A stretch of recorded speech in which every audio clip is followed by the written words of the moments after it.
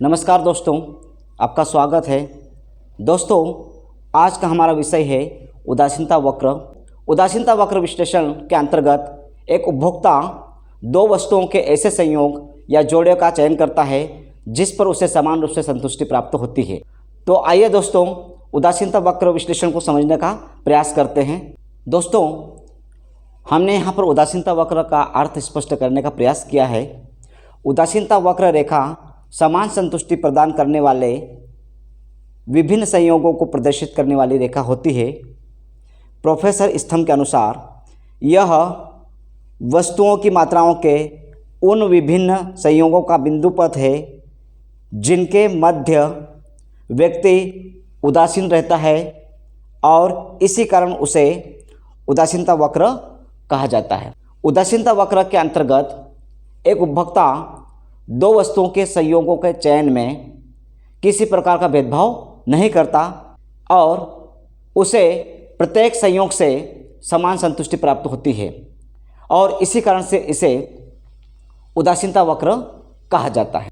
इसके पश्चात हम उदासीनता वक्र की व्याख्या को समझने का प्रयास करते हैं। दोस्तों, उदासीनता वक्र विश्लेषण को एक काल्पनिक उदाहरण के माध्यम से हम समझ सकते हैं।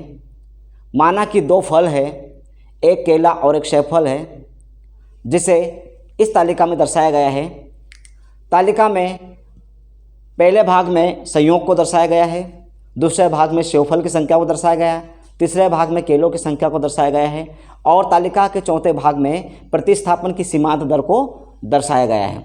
तालिका अनुसार यदि उपभोक्ता एक सेबफल का चयन करता है तब उसे 20 किलो का संयोग चयन करना पड़ेगा और यदि वह एक सेबफल की जगह दूसरा सेबफल प्राप्त करना चाहता है तब उसे केलों की संख्या में कमी करनी पड़ेगी, अर्थात एक सेबफल बराबर 5 केले।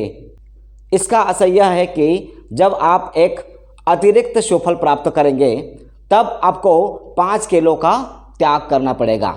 इसी प्रकार से आप दूसरे की जगह तीसरा सेबफल प्राप्त करना चाहते हैं तब फिर आपको एक सेबफल के बदले 4 किलो का प्रतिस्थापन करना पड़ेगा। इसी प्रकार से क्रम चलता रहता है और जब आप छठे संयोग पर जाते हैं तब आपको एक सेबफल प्राप्त करने के लिए 1 केले का त्याग करना पड़ता है। इसका असर यह है कि आप जैसे जैसे किसी वस्तु की संख्या में वृद्धि करते जाते हैं आपको दूसरी वस्तु की संख्या में कमी करनी पड़ती है और इसी कारण से हमारा उदासीनता वक्र बाएं से दाएं नीचे की ओर गिरता हुआ दिखाई देता है। रेखा चित्र में ओ एक्स अक्ष पर सेब की संख्या को और ओ वाई अक्ष पर केलों की संख्या को दर्शाया गया है। आईसी जो हमारा उदासीनता वक्र है जिस पर विभिन्न बिंदु A B C D E और एफ स्थापित है, जहां पर एक उपभोक्ता को समान संतुष्टि प्राप्त होती है। यदि वो ए संयोग पर होता है तब उसे एक सेबफल और 20 किलो की आवश्यकता पड़ती है। जैसे ही इस बिंदु से हटकर इस बिंदु पर आते हैं और सेबफल की संख्या में वृद्धि करते हैं तो केलों की संख्या में कमी हो जाती है। इसी प्रकार धीरे धीरे जब वो आगे बढ़ता हो जाता है और जैसे जैसे सेबफल की संख्या में वृद्धि करते हुए जाता है उसे केलों की संख्या में कमी करनी पड़ती है। लेकिन एक स्थिति ऐसी आती है जब उसे एक सेबफल और एक केले के आधार पर ही पूर्ण संतुष्टि प्राप्त हो जाती है। इस प्रकार उदासीनता वक्र के माध्यम से उपभोक्ता किसी भी संयोग को प्राप्त करे उसे उस संयोग से मिलने वाली संतुष्टि समान होती है। दोस्तों, हमने उदासीनता वक्र विश्लेषण को तालिका एवं रेखा चित्र के माध्यम से आसानी से समझने का प्रयास किया है। उम्मीद है कि आपको मेरा वीडियो ज़रूर पसंद आएगा। आपको यदि मेरा वीडियो पसंद आता है तो आप इसे लाइक करें, शेयर करें और सब्सक्राइब करें। बहुत बहुत धन्यवाद।